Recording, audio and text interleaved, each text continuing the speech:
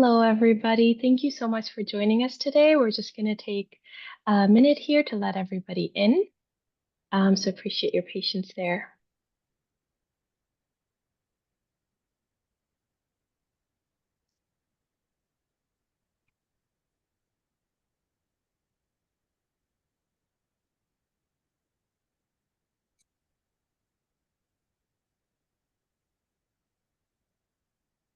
Hi to everybody who has joined us in the past couple of seconds. We're just waiting a little bit longer to let all our lovely guests in, and we should be good to go in about a minute here.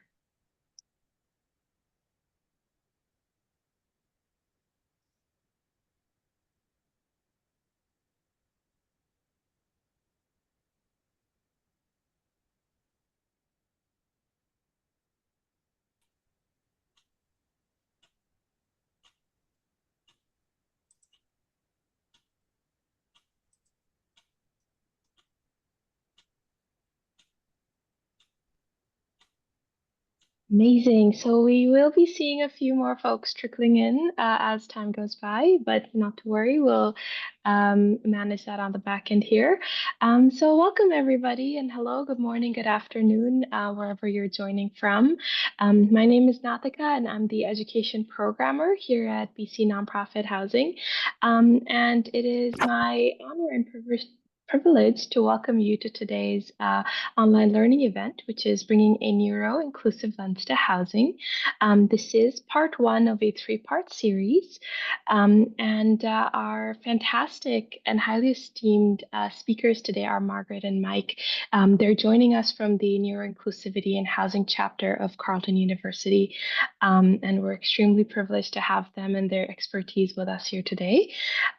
Before we do begin, I would like to acknowledge that we are gathered today on the traditional, ancestral, and unceded Coast Salish territories of the Squamish, Tsleil-Waututh, and Musqueam peoples. Our work at BCNPHA takes place across over 198 distinct First Nations and their territories in BC. We recognize the enduring presence and resilience of Indigenous peoples in these lands and express our gratitude for the opportunity to live, learn, and work here. We pay our respects to elders past and present and extend that respect to all Indigenous peoples joining us today. I also welcome you to say hello in the chat and let us know where you're engaging from today. Another a little bit of a housekeeping item here. I would like us all to note that this session will be recorded. We will be sending out a recording of this to all registered participants via email. During the session, if you need any support, please feel free to reach out to us via chat and we'll do our best to accommodate you. Yes, without further ado, I'll pass it over to Margaret and Mike. Thank you, Nathika. I'm going to share my screen. One second here. Okay. I think everyone should be able to share my screen here. And hello, and thank you for everyone for attending the first of our three webinars today, bringing a new neuro-inclusive lens to housing. Today is part one about taking a neuro-inclusive lens to nonprofit housing. I'm going to flip to the next slide and hand it over to Margaret to continue on. Thank you, Mike, and thank you, Nathika, for the lovely land acknowledgement that you also provided. And we here at Neuroinclusivity and Housing also want to acknowledge the territory that we're currently on and use this as an intentional and thoughtful way to position ourselves and to provide meaningful and thankful acknowledgement to the First Nation Métis communities and that we occupy here in Canada. We acknowledge that our work takes place here on the unceded and unsurrendered territory of the Algonquin and Anishinaabe people. And we note that these words of acknowledgement are only a start and that it is through our actions that we can support a society that is inclusive of all. Carleton University acknowledges that the location of its campus is on the traditional and unceded territories of the Algonquin Nation. And today, as we talk about our role in neuro-inclusivity in housing, it's important to keep in mind our commitments to dismantling colonialism and white supremacy, and the ways that it reproduces dispossession and violence for Indigenous people. So thank you to everybody for also providing your territory acknowledgements in the chat. And I've also put into the chat a short little icebreaker. So write in the chat your name, where you're tuning in from, and whether you prefer pancakes or waffles. So my name is Margaret, and I use the pronouns she and her. I'm sorry, Mike, I did not tell you to change the slide. Thank you. So my name is Margaret. I use the pronouns she and her. I have long dark hair and I'm a white woman. My job in this project is to work with the community as a community outreach liaison, and I work to infuse community voice into different elements of the project, notably within our knowledge mobilization and our research activities. I prefer waffles. I'm now going to ask Mike to introduce himself. Thank you. So we are part of Neuroinclusivity in Housing at the Accessibility Institute at Carleton University. My name is Mike Chong, and I'm probably a slightly larger box on your screen on your Zoom window right now. I am in my 30s. I have black hair, and I'm wearing black rimmed glasses today, and I'm in a burgundy sweater. I go by the pronouns he and him. And my role in this project is as knowledge mobilization lead, and I prefer, ooh, it's a tough one. I think I prefer, I'm going to say pancakes, but I usually like them with a little bit of fruit inside as well. Our team has more members and a few, and they are listed here. Boris and Tara are our project leads, Katie, our project manager, Roxana, our research lead, and Taylor, our research assistant. Thank you for all the comments in the chat there. So today, I'm going to start off with a little background on our project to give you a sense of what our goals are and how we've come to be here today. Then we already did our little icebreaker, but Margaret will take over and continue with the topics about neurodiversity, neurodivergence, and neuroinclusion. We'll do a little myths and facts, fun little activity, and then I'll come back to discuss nonprofit housing and neurodiversity and the importance of asking. And we should have lots of time for questions, and at the end, we'll introduce the next sessions to you as well.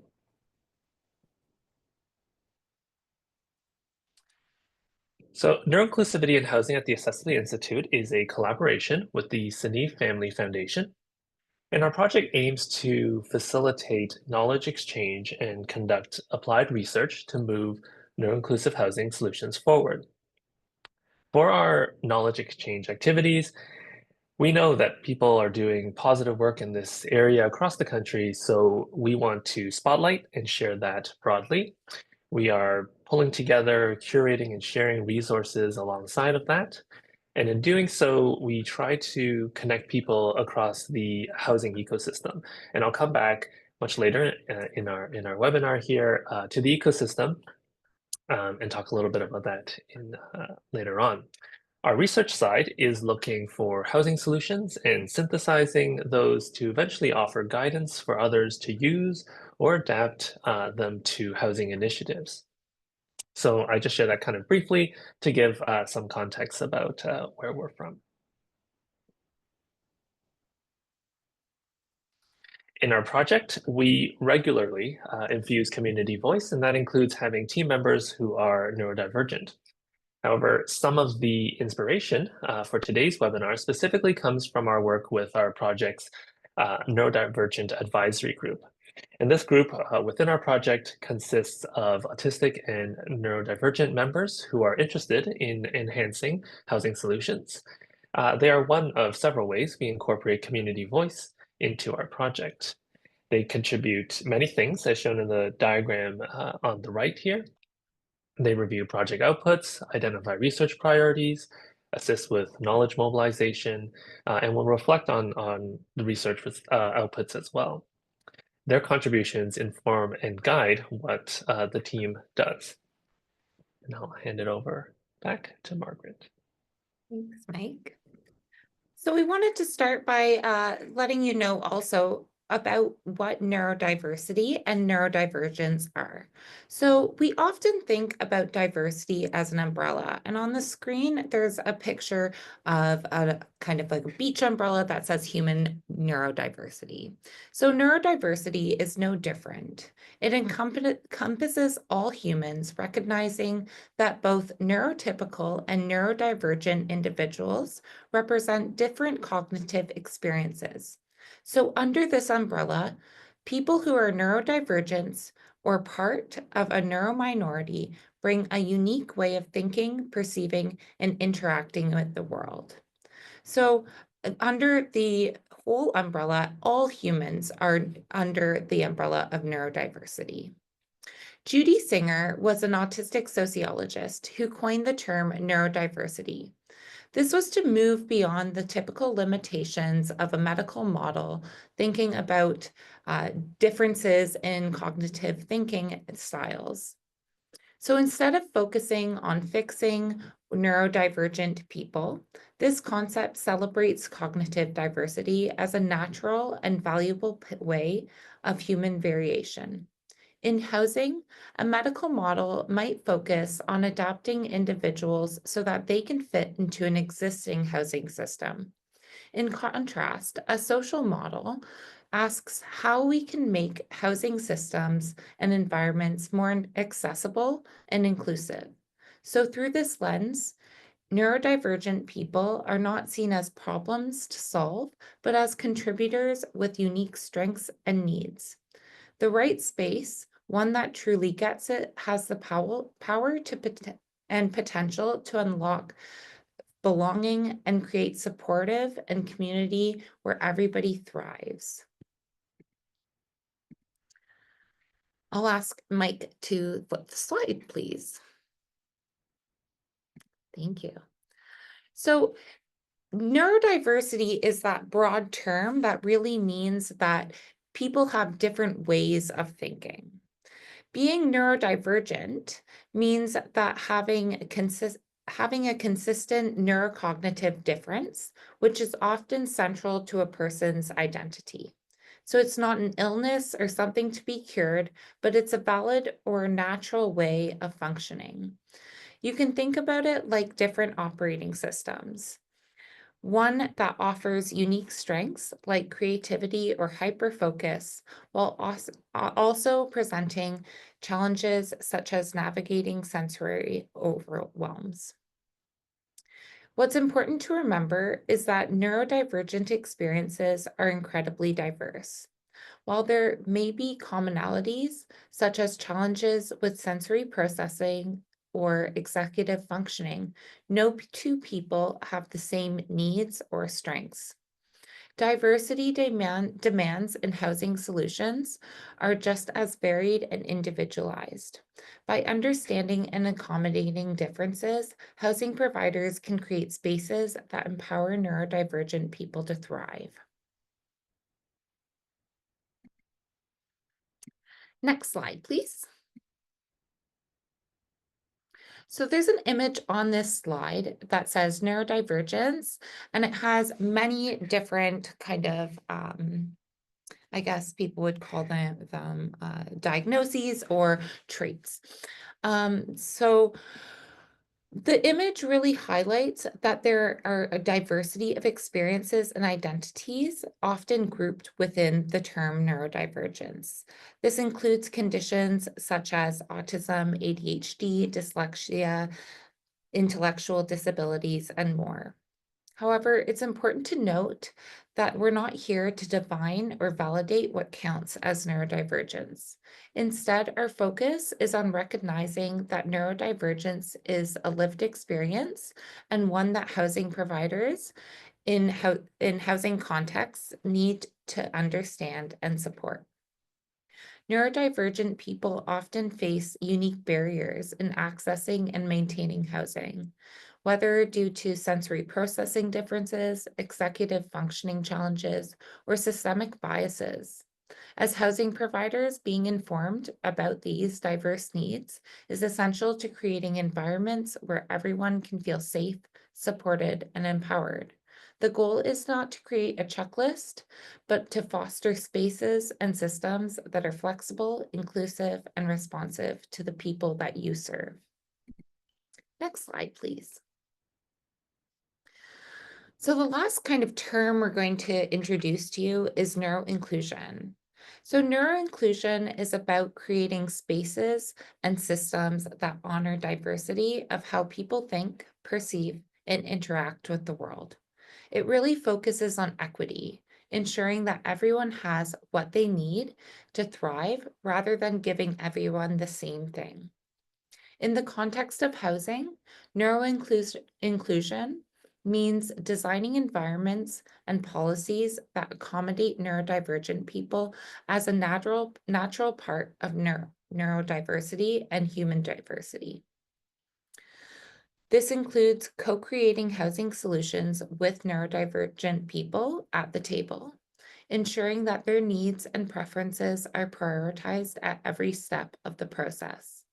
Neuroinclusion emphasizes meeting people where they are, rather than imposing a one-size-fits-all solution. By doing so, we create living spaces that not only work for neurodivergent people, but foster a sense of belonging and empowerment for everyone. Next slide, please. So we're going to kind of switch gears and go into an interactive game. So thank you everybody for your lovely comments in the chat introducing yourselves.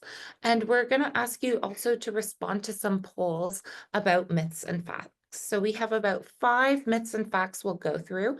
And yeah, I'm excited to get your 2 cents on whether or not we are presenting you with myths or facts. Next slide, please.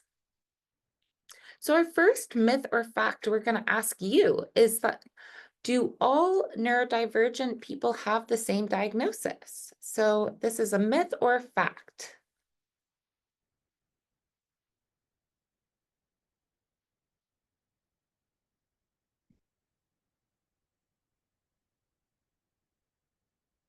Oh, I think we can end the poll. Next slide, please. Thanks, Mike.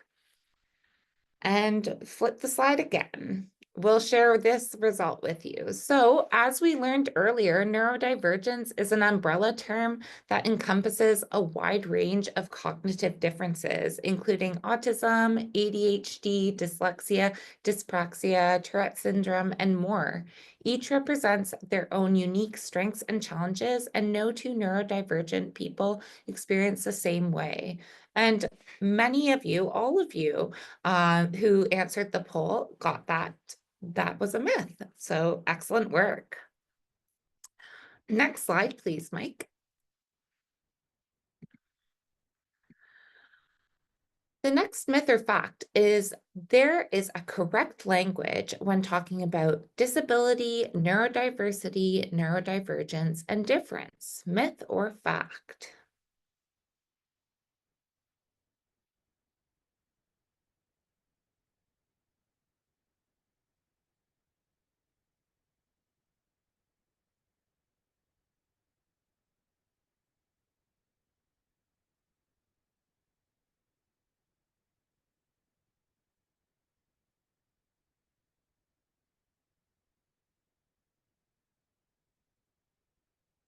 Okay, I think we can end that poll. So it's actually divided in the question, in the responses. Next slide, Mike. I think you can advance twice. So we said this was a myth. So there is not a universally correct way to speak about neurodiversity, neurodivergence, and disability. And this can be really confusing because we just went over so many terms. Language preferences really vary widely amongst people and communities. And we did introduce many terms like neurodiversity, neurodivergence, and neuroinclusivity. But people use these terms in all different ways. There's many debates about language, such as the person first versus identity first language debate, which highlight a complexity of these discussions. The most important thing is to be respectful and to honor the preferences of the people in the communities that we work with, recognizing that there's no single approach that is universally correct. Okay, next slide, please. Our next myth or fact is neurodivergent people have unique housing needs. Myth or fact?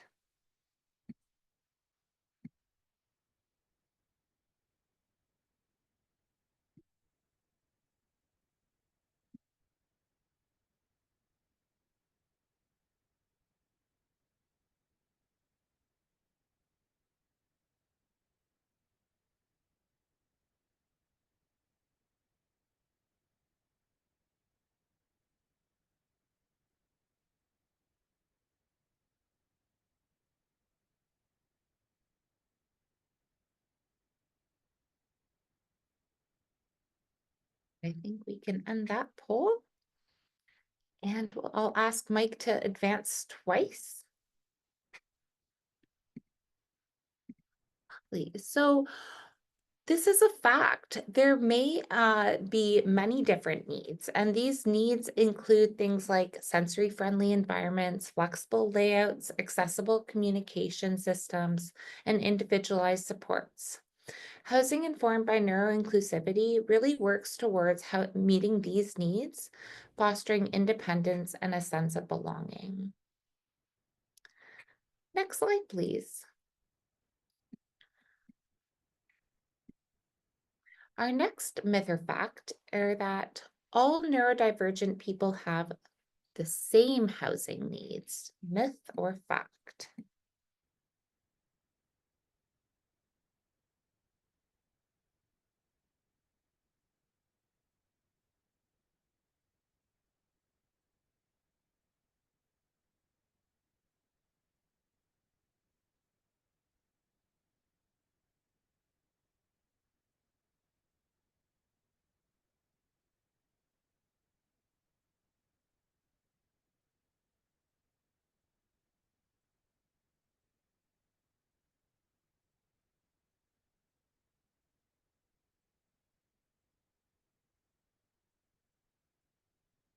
Okay, I think we can end that poll.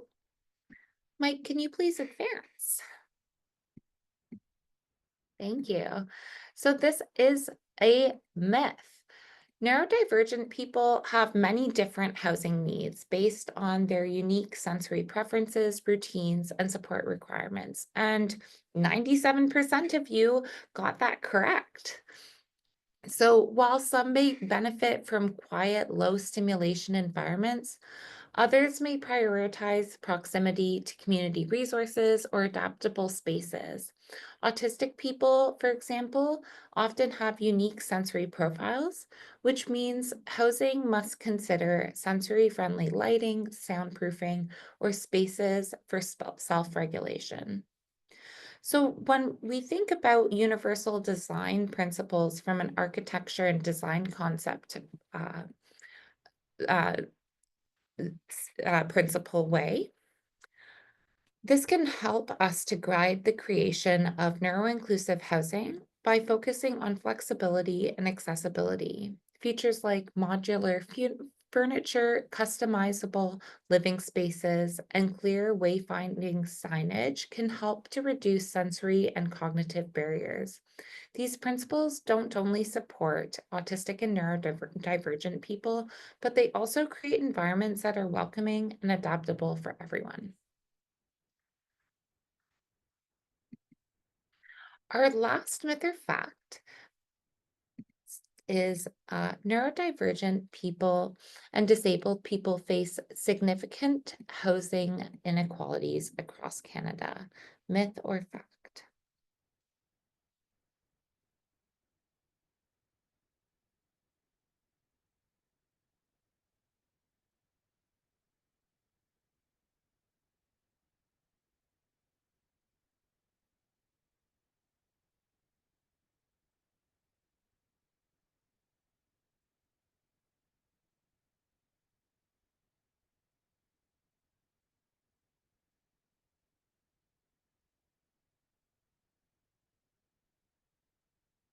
Thanks, Natika. Can we end that? Thank you. And Mike, can you please advance? So I think we're preaching to the choir here. All of you got that this was a fact, and yes, it is a fact, and we know this through data, and we also know this through our interactions with autistic and neurodivergent people through our work. So data from the Canadian Human Rights Commission and the Office of Federal Housing Advocate shows that people with disabilities are disproportionately affected by homelessness, inadequate housing, and exclusion from community life. Neurodivergent and disabled people are more likely to experience financial hardship, live in unsafe or inaccessible housing, and lack necessary supports for independent living. So these disparities often lead for higher rates of homelessness and exclusion from community life. This is why it's really important for you to all be here today and learn more about how to support neurodivergent and autistic people in their housing. And I will turn this back to Mike. Thank you. And thanks everybody for your wonderful participation. Thanks, Margaret. So thank you for all of that. The last slides here kind of bring together kind of the idea of nonprofit housing and neurodiversity. So trying to make the connection between nonprofit housing and neurodiversity and what our project and you might take into your practices. So what is the connection? Margaret alluded to some of the issues already. And to add to that, you might have heard before about the double cliff of housing. So the idea that transition periods that are the most difficult in housing. The first cliff is early adulthood, right? The start of independent living, potentially moving out, potentially having benefits change, and going into employment, things like that. The second is the transition into seniorhood, as people have additional health and financial needs, and may have more accessibility needs in their homes as well. So to explore and address the double cliff, there was a community-informed solutions lab a few years ago called Housing Through an Autism Lens. And so they identified 8 key elements for successful housing, which are listed on the right. We have self-determination, medical and mental health support, community care, positive relationships, and social connection, financial and economic stability, housing infrastructure and suitability, physical, emotional, and social safety, support systems, including natural and paid support, and lastly, technological tools and other supports. So these elements are quite broad, and there's more detail in the full Solution Lab results that can be found on our website, and so I'll share that at the end. But I bring it up because it shows how so many facets of a person's life impact or are impacted by a person's housing. And it also shows how many stakeholders are involved. So this ties into the next slide, and as promised, I'm going back to one of my earlier points about the housing ecosystem. In this case, the nonprofit housing ecosystem. So we recognize that there are so many different roles, people, and organizations that must work together to make solutions happen. In this ecosystem map we created, the screenshot of it is shown here. We started to think about how they contribute to neuroinclusivity in housing. We thought about how they can connect with others, and of course, that people often have more than one role in the housing ecosystem. The text is a little small on the screenshot here, but you can imagine that an autistic individual, autistic person, may also have a role of a developer or a city planner, an architect, may also be a caregiver or friend or family of a neurodivergent person. And I guess perhaps this is a little intuitive, but we also recognize that there's no one single answer to neuroinclusive housing. So instead, we think what is unifying or important is to approach housing solutions with a neuroinclusive lens.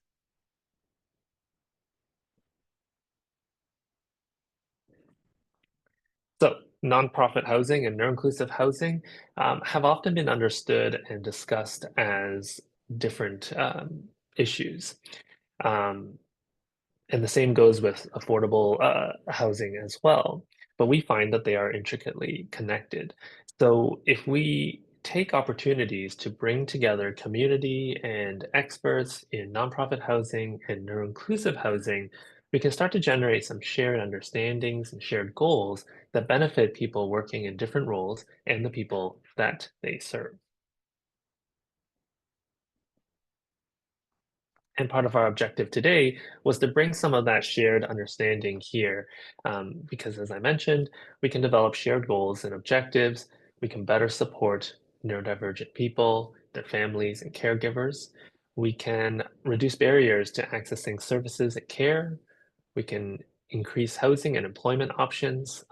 And with more people informed, we continue to build capacity in the housing ecosystem and ultimately build a more neuroinclusive community.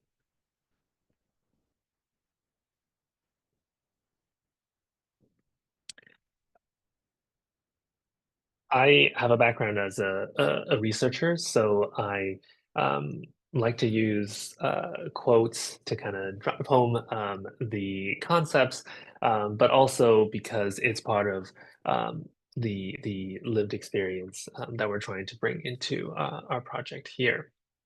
And so we left lots of time for Q&A, but I wanted to share some of the quotes from our neurodivergent advisory group to kind of come back to our conversation about the importance of community voice and set the stage for our next two sessions. Um, it is so very important to ask, and in doing so, we learn so much, and we can take those learnings and we can action so much. So these quotes are excerpts from when we asked our group about their positive housing experiences, and so I'll read them out to you. The first, finding housing was a positive experience when I asked my landlord how much we can decorate and renovate, and him saying he was open to any sort of recommendations we might have and willing to negotiate physical adjustments. And the importance of asking here for us, in terms of learning about that experience, but also from the perspective of the neurodivergent person and their relationship with the landlord, is to have that kind of open dialogue and be able to make the necessary adjustments to the living space to make sure that the move or the housing space becomes a positive experience for the person. The second quote here, I painted my room a bright peach color just because it brings autistic joy. I added bubble wrap to the windows so the house stays warm even when I forget to close the curtains at night. I did an inventory of all the items and planned each drawer to fit those items and put the drawers where they would make for the most efficiency. So this is an example of kind of the learnings that we can get um, when we ask. We recognize the importance of color to this to the space.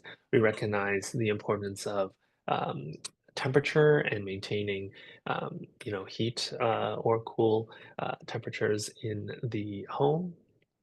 And we recognize the importance and can help with identifying what we can do to uh, help or assist someone organize their home simply by asking.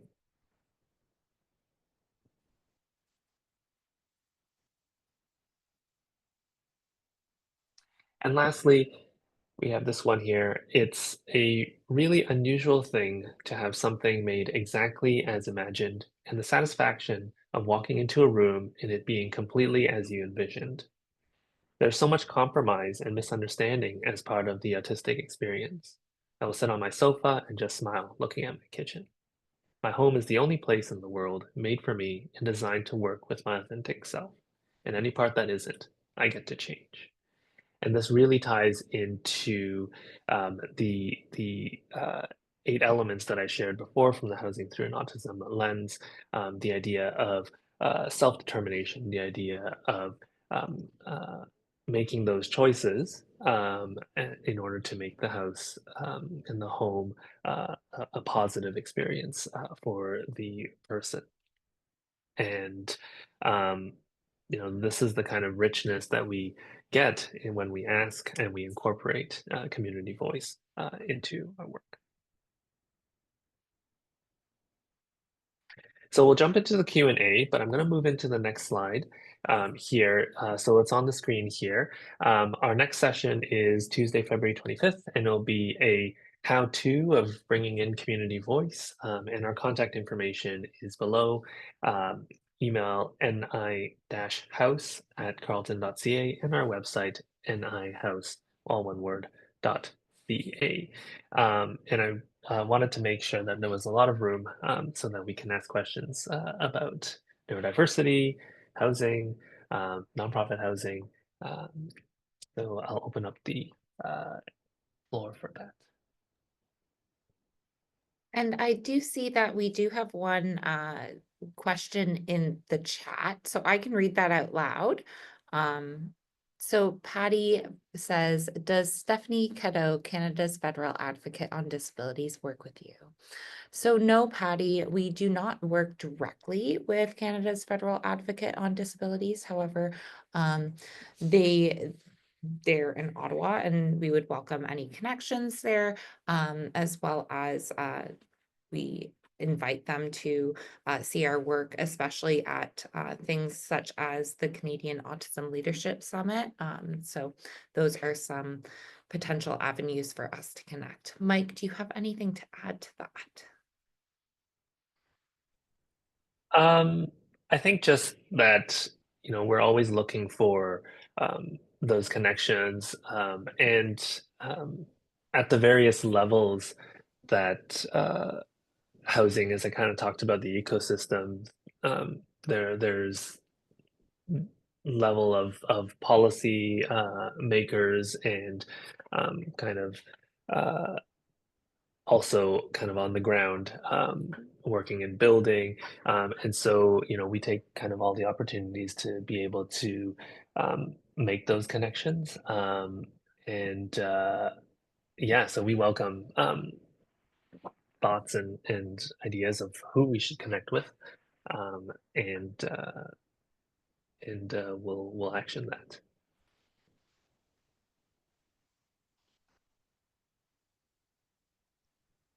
And then I also see a second question there from Patty Margaret, if you'd like to do that one as well.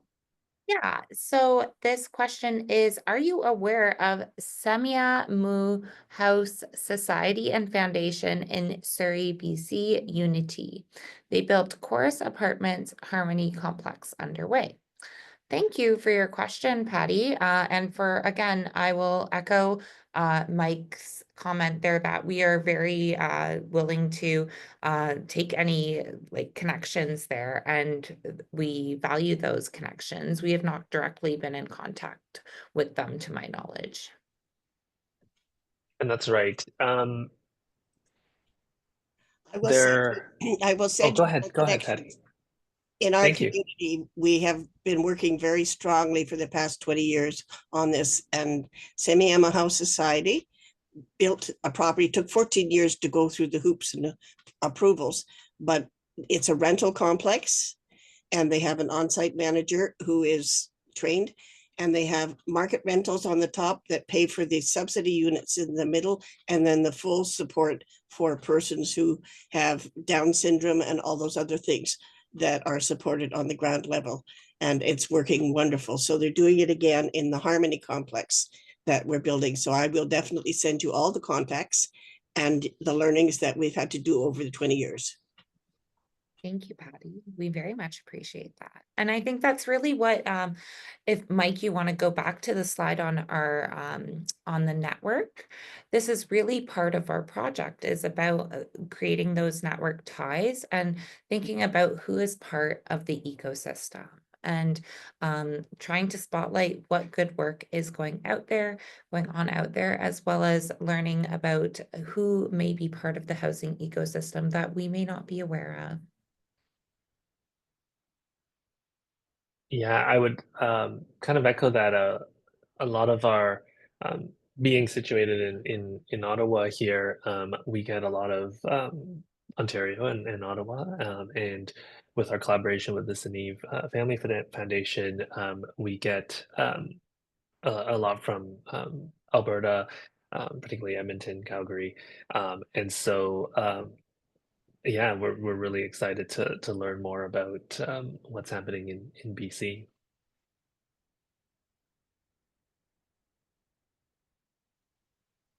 And I just wanted to encourage folks here, if you'd like to either enter your questions in the chat or raise your hand and ask Mike and Margaret the questions directly, whatever best feels comfortable.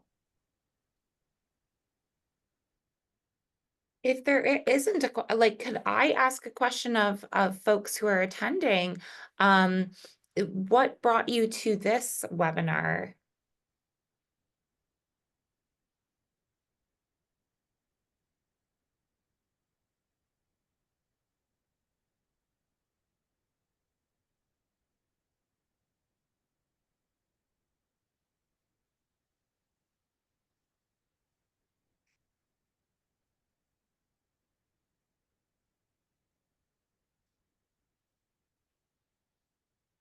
I see some activity in the chat, but it's all about unity for all. Okay, so Sandy wrote in the chat, I am neurodivergent, but as a housing manager, I wanted to learn more about autism. Sandy, did we answer your questions about autism?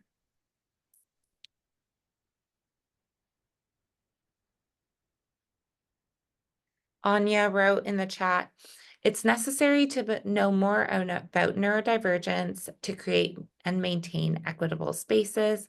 And Patty wrote, need to strengthen our planning. Question, have you had any demographic projections on this population group? I am not sure I understand that question, Patty. Do you mind just clarifying? Are you speaking about the prevalence rates of autism? Yes, I'll just clarify. Yes, so in terms of the medical health community and services and resources, United Way has been monitoring with children, youth, and families, and then we have grandmothers raising their kids who are neurodivergent now, and other situations that took away their parents. So we're cognizant in our community that there's a growing need, demand, and wait lists and all that stuff. So in terms of long-term planning, when grandma dies, what's going to happen? That's one of the lenses I bring to the picture.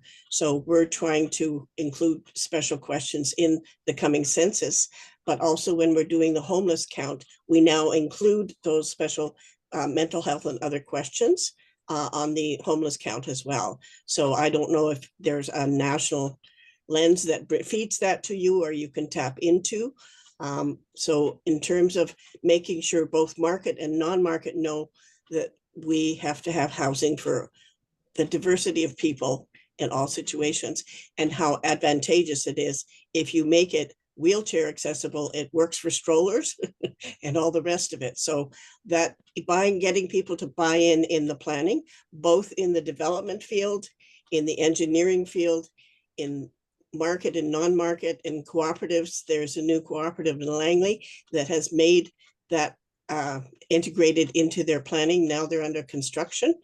And so they have units that will have like a 1-bedroom neurodivergent unit next door to mom and dad. And then when mom and dad pass, the money they sell for their apartment then will pay for the lifelong living of that person. And the sense of community in the co-op is making it, a long-term plan. So those are the kinds of initiatives that I'd like to see more of and know more of, so that when we go to the city hall and say, it needs this, and can you, defer DCCs, give us incentives, give developers incentives to do that kind of integration. Thank you for sharing that knowledge, Patty.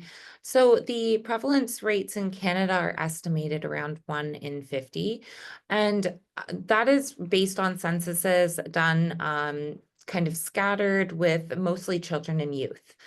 I will say that there, as you alluded to in censuses of homeless people and people who are precariously housed, we do not know the prevalence rates amongst people who are precariously housed. We do not know the prevalence rates within jails and in hospitals of autistic and neurodivergent folks. And we do not know how many people are missing screenings, missing diagnoses, do not know that they are neurodivergent or maybe misdiagnosed. So there are all sorts of different complexities when it comes into trying to know the demographic projections of this population. But as you also spoke to, making places more inclusive do not only help neurodivergent people, they help most people, most everybody.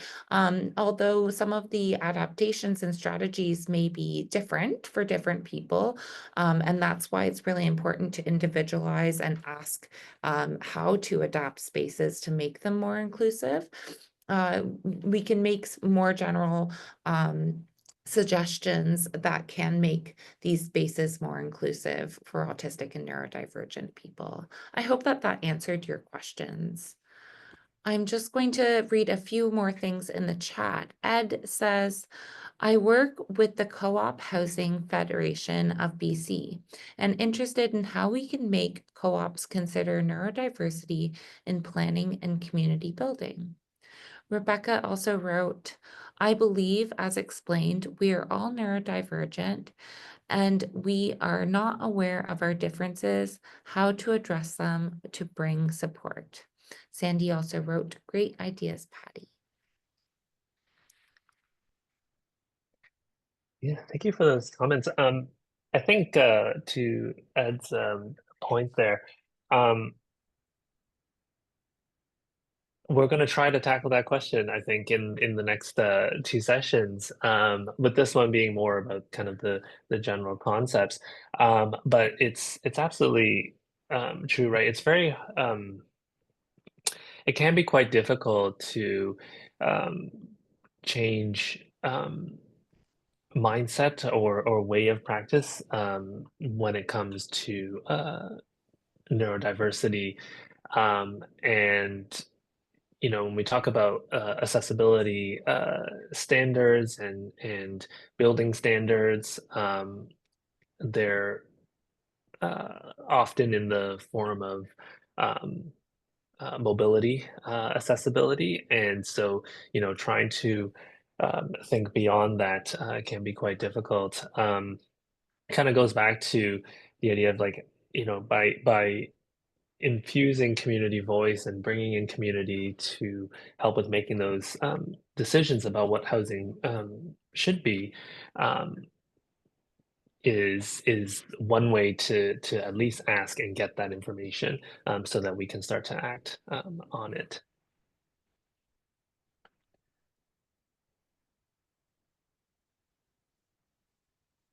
And I guess I'll kind of share a little bit more. I think the same thing goes for affordable housing.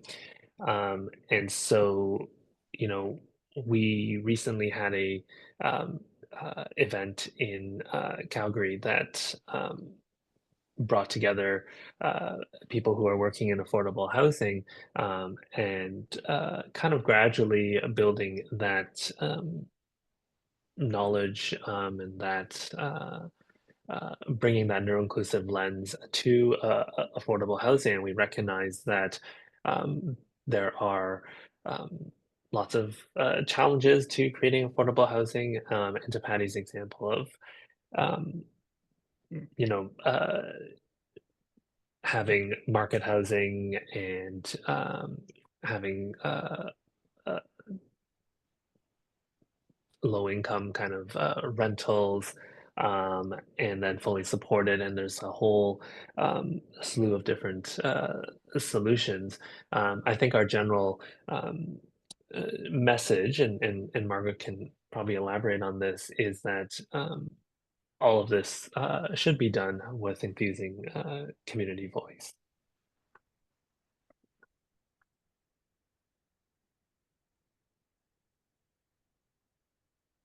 Thank you.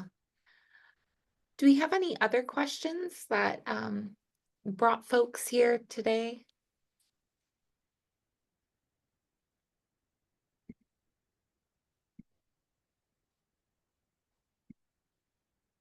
Sunny, I see you have your hand raised. Yeah, I just wanted to quickly introduce myself. My name is Sunny. I came down with a pretty nasty cold overnight, so I excuse my attire. But I was just roaming around the BCN website, and I was getting kind of curious about our. I live in the city of Vancouver, and it seems like obviously there's a housing shortage, but I feel like some parts of our communities are forgetting there's a unique group that are diverse that also need support. I have some experience personally. My youngest brother, he's epileptic, and we have a 10 to 15 year age gap, and coming up into later ages, you start to realize who's going to take over or help out our young ones. And so this thought process has been coming to mind, and I've been seeing, low income housing. I've been seeing housing for disabilities.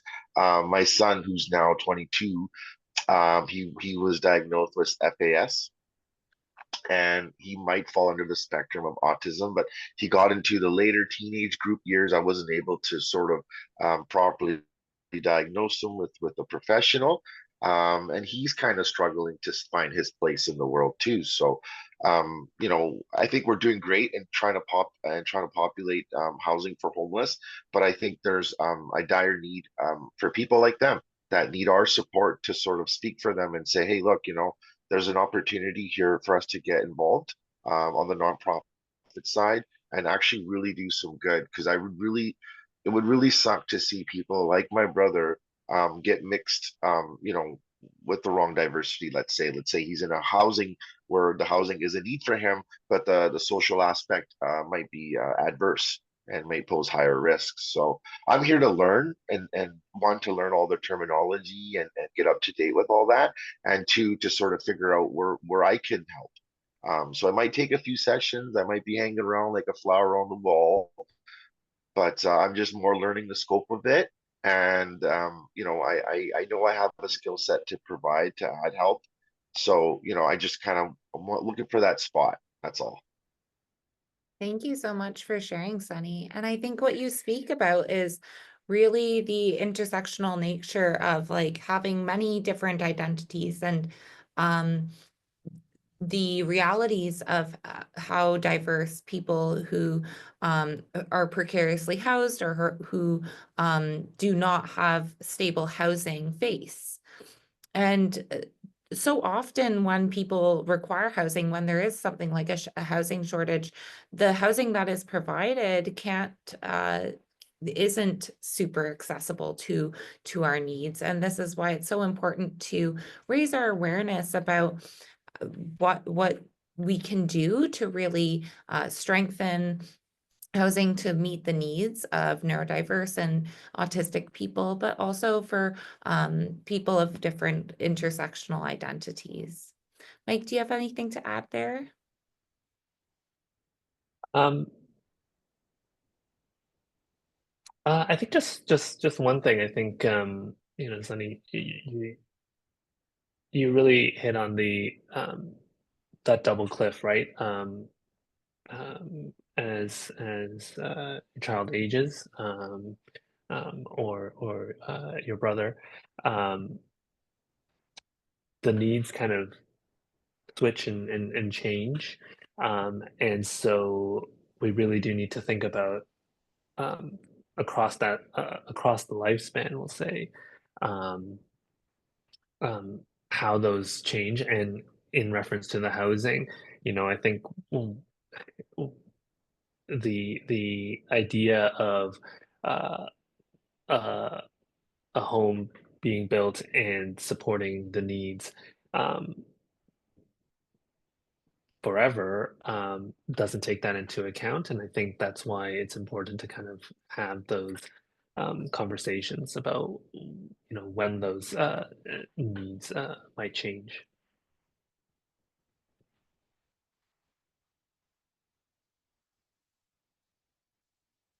Thank you. I appreciate that. Then our If next, sorry. sorry, Margaret, if I may, I see a question with regards to conflicts, for maybe a scheduling conflict for future sessions. We will be sending out recordings to everybody who's registered. So even if you can't attend, I encourage you to register, and we'll make sure that through that we have your emails where we can send you a link. So I'm going to share those links for signing up here again.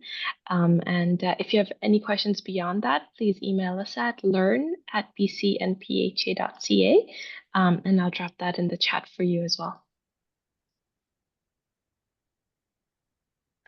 Thank you, and thanks, Patty, yes, the public library is a great place for resources. And actually there's a lot of library systems that are taking a neuroinclusive lens to how they offer their services, as well, whether it's sensory rooms or specific lighting, or spaces. Libraries are doing their part, so definitely a good resource to have. And I think I'll let Margaret kind of end it, but I'm just mindful of our time here. Our next session next week, we kind of talk about the how-to, and you'll see us again. Margaret? Thank you so much. Yeah, we're really looking forward to talking more about how to bring in community voice into your workplace and into how to create more neuroinclusive environments where you're working. So thank you everybody for coming and for sharing your wisdom as well, and for also sharing whether you like pancakes or waffles better. And thanks again to Margaret and Mike for sharing your expertise with us. We really look forward to the next two sessions. And thank you everyone for participating and sharing your lived experiences. Again, those links are there for you to use and sign up for the upcoming sessions. And we'll see you again soon. Hope you have a great rest of your day. Take care and stay safe, everyone. Bye. Thanks.